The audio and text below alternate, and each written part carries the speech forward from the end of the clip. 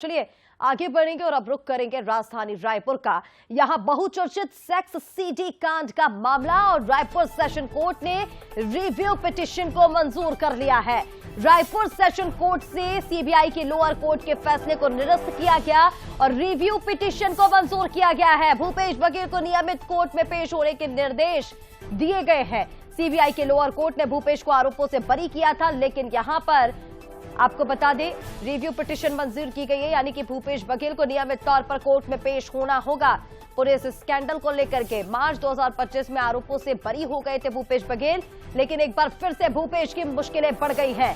CBI ने session court में दाखिल की थी रिव्यू याचिका और ऐसे में अब यहां पर लोअर कोर्ट के फैसले को निरस्त करते हुए रिव्यू पिटीशन मंजूर कर ली गई है। बहुचर्चित सेक्स सीडी कांड में भूपेश बघेल को नियमित तौर पर कोर्ट में पेश होना होगा। ये बहुचर्चित सीडी कांड जिसने कहीं ना कहीं भूपेश बघेल के करियर में एक टर्निंग पॉइंट ला दिया था।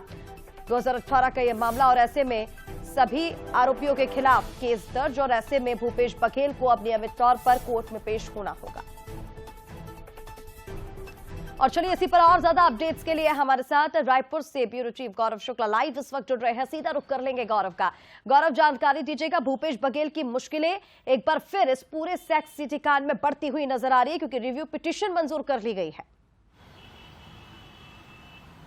जी बिल्कुल, देखिए जिस तरीके से भूपेश बघेल को एक बड़ी राहत मार्च 2025 में सीबीआई के लोअर कोर्ट में मिली थी, उसके बाद से ही ये कहा जा रहा था कि जो छत्तीसगढ़ का बहुचर्चित सीडी कांड है उससे अब भूपेश बघेल और उनके साथ साथ जो अन्य आरोपी जिन्हें बनाया गया था उन्हें बड़ी राहत मिली है, ऐसा कहा जा रहा था। लेकिन कल जिस तरीके से सेशन कोर्ट ने जो सीबीआई की जो पूरी वो थी राहत थी उसको खत्म करते हुए ये कहा है कि भूपेश बघेल को अब हर महीने जो है वो कोर्ट पर आकर जानकारी देनी होगी और ये साफ है कि अब एक बार फिर से ये केस जो है वो खुल गया है और जो रिव्यू पिटीशन था उसे स्वीकार करते हुए जो सेशन कोर्ट है उसने सीधे तौर पर ये कहा है कि अब इसमें जांच होगी।